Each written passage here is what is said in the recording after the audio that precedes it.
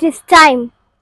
It is time for you to experience Surprise 4 with Amamma. குட்டிமா ரெடியா இருக்கியா? Ready.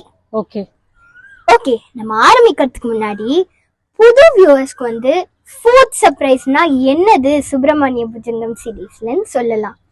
Okay, so 5 ஸ்லோகம்ஸ்னா நம்ம கத்துக்கிறதுலாம் வந்து 5 தனித்தனியா சொல்லுவோம். ஓகே, நீ இப்ப என்ன சொல்ற? 16வதுல இருந்து 20வது ஸ்லோகம் மட்டும் கரெக்டா அழகா நிறுத்தி நிதானமா சொல்லணும். ஓகே, ஆரம்பிக்கலாம். ஓகே.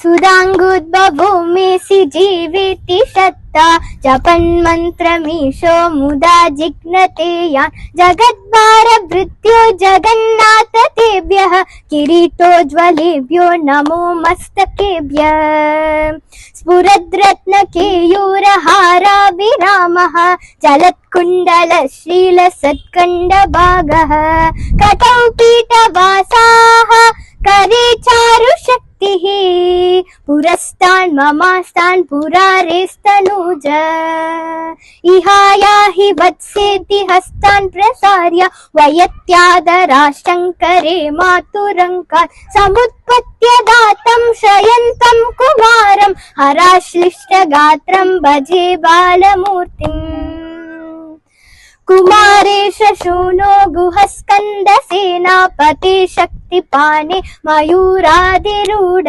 पुलिन्दात्मजा कान्तभक्तार्तिहारिन् प्रभोतारकारे सदा रक्ष मां त्वम् प्रसादेन्द्रियेणश्च संज्ञे विशेषे कपोत्कारि वक्त्रे भयोत्कम्बिकात्रे प्रयाणोन्मुखे मय्यनादे तदानीं धृतं मे दयालो भवाग्रे गुहत्वम्.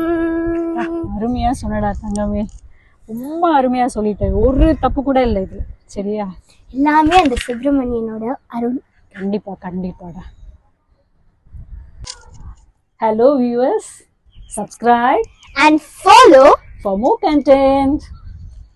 அதே மாதிரி உங்களுக்கு நெக்ஸ்ட் நான் சுப்பிரமணிய புஜங்கம்க்கு அப்புறம் என்ன ஸ்லோகம் வேணும்ன்றது நீங்க வந்து கமெண்ட்ஸ்ல தரலாம்.